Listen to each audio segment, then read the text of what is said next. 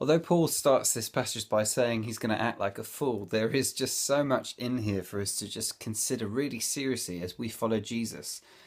Because he's coming up against these super apostles, as we said yesterday, the ones that are trying to claim that they are the real deal, and he's kind of about to say, no, no, no, you're not the real deal, I'm the real deal, and this is my CV. This is the thing that marks me out as someone who is really qualified as an apostle. These are the great boasts that I'm going to make. And he talks a little bit about, are they Hebrews? So am I. Are they Israelites? So am I. Are they Abraham's descendants? So am I.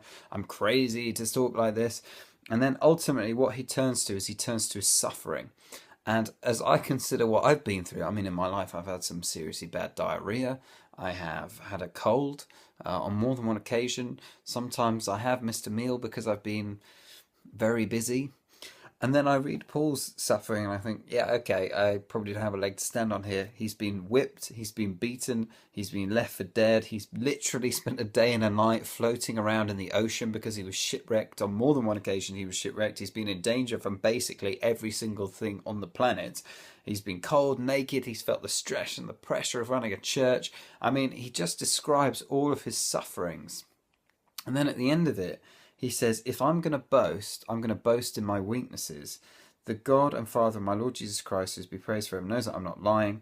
And really what he's doing is he's boasting in the things that make him like Jesus. Jesus is God who came to earth, who entered into our frailty and our weakness. And it's through his sufferings he ultimately completed the mission that God had given him to complete. And in there's something of the paradox and the mystery of what it is to be a follower of Jesus, that we are not called to, we're called to know joy, but we're not called to a life that's free of suffering. In fact, we're called to do the opposite. This is all a living example, the example of Paul, of someone who followed Jesus' teaching to carry their cross daily and to lay down their lives that they might find it. We come to know joy, but the way we know it is through suffering. And that's unique to the claim of Christianity because on the one hand we think, okay, I've got to sacrifice everything in my life and live for other people. That's going to be really hard. I've just got to grit my teeth and do it. On the other hand, we can think, no, I'm not going to do that. That sounds like too much hard work. What I'm going to do is I'm just going to live for myself.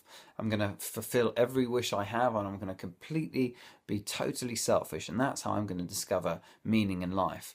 And Christianity doesn't suggest this and it doesn't suggest this. It actually says that you find joy, but the way that you find it is through suffering and through dying for the cause of Jesus.